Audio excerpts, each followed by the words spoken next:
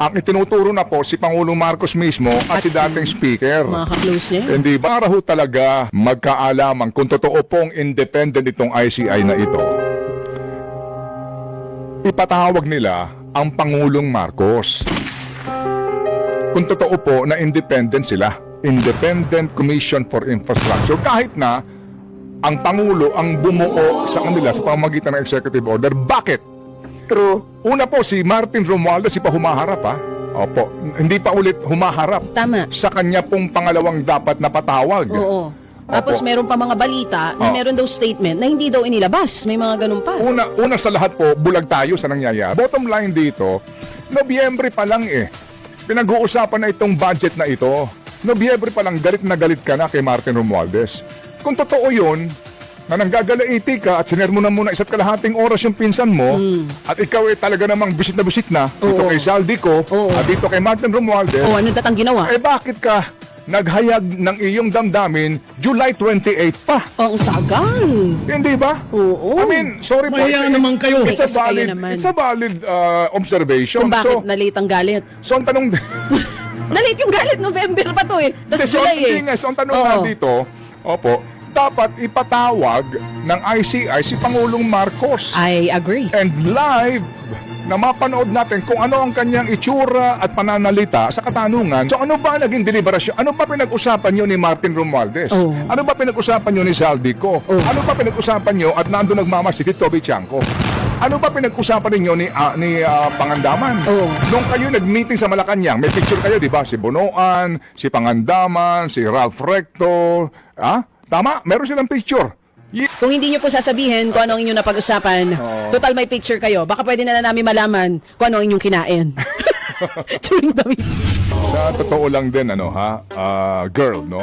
Yes, boy. Ang laki ng problema ng DOJ at ng Ombudsman and the state, no? The present dispensation dito ho sa mga kasong ito eh. Kasi nga nandito na si Zaldico at iba na ang sinasabi, di ba? Ang itinuturo na po si Pangulong Marcos mismo at si dating speaker. Mga ka-close niya. Hindi ba? So lalong ang, di ba, ang gulo? Gumulo Kaya lalo. the more tayo na nakikinig po nanonood, maging mapanuri sa mga balita na atin napapakinggan. Okay? Dahil po sa ngayon, definitely po, magkakanya-kanya na rin po ito ng kanila pong narrative, ika nga. So, anong importante? Tama din po naman si Atty. Roy, no? Ang ombudsman, ay gagampanan ang kanyang tungkulin na dapat nga dito wala pong sisinuhin sa investigasyon. Tama naman si attorney na ang ombudsman kahit na anonymous letter, na wala pong hindi sworn statement ay iniimbestigahan kasama yun sa kanilang mandato. Tama naman yun eh. Sumunod ka sa kanila, nakatanggap po ng sulat, iimbestigahan yun. Pero kapag na po nagsampahan na ng kaso, talagang kinakailangan sumpaan mo yung salaysay na iahayag nung tetestigo sa kaso.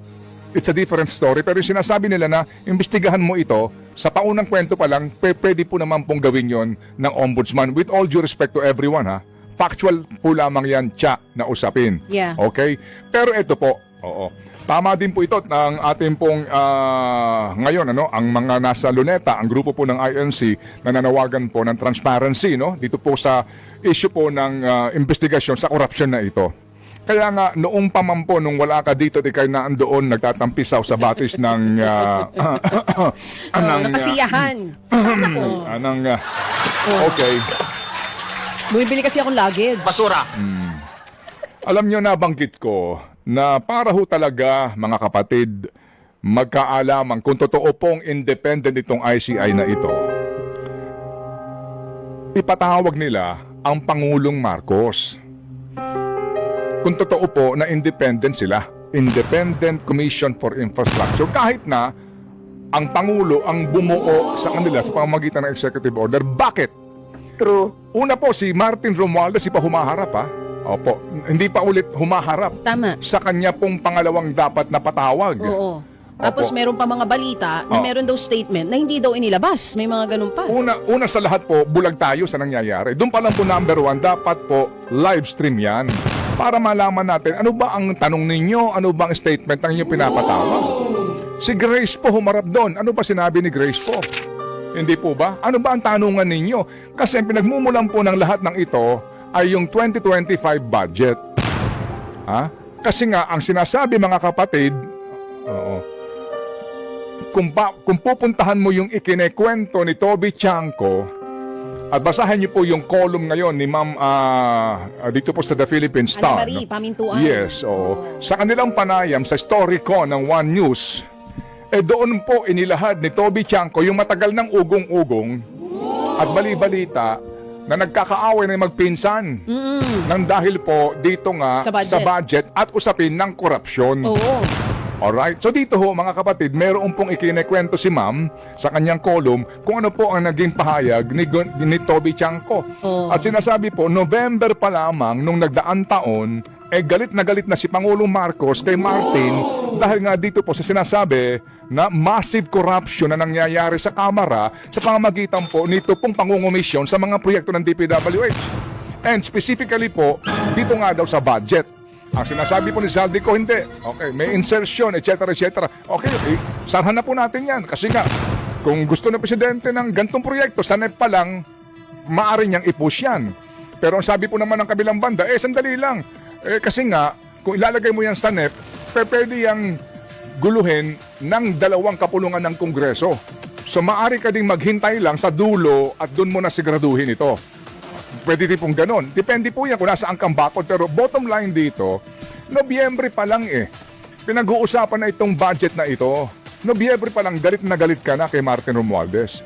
Kung totoo yun, na nanggagalaiti ka at sinermo na muna isa't kalahating oras yung pinsan mo at ikaw talaga namang bisit na dito kay Zaldico at dito kay Martin Romualdez. Ano datang ginawa? Bakit ka naghayag ng iyong damdamin July 28 pa? Ang tagal.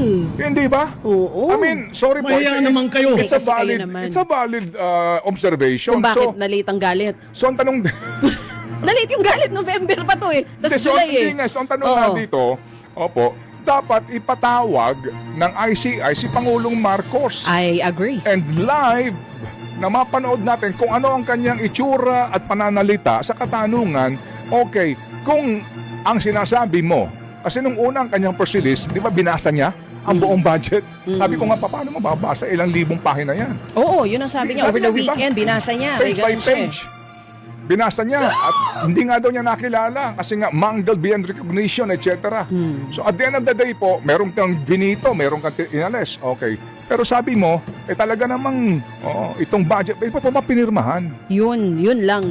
Diba? So ano ba naging deliberasyon? Ano ba pinag-usapan nyo ni Martin Romualdez? Oh. Ano ba pinag-usapan nyo ni Zaldico? Oh. Ano ba pinag-usapan nyo at nando nagmamasid si Toby Chanko?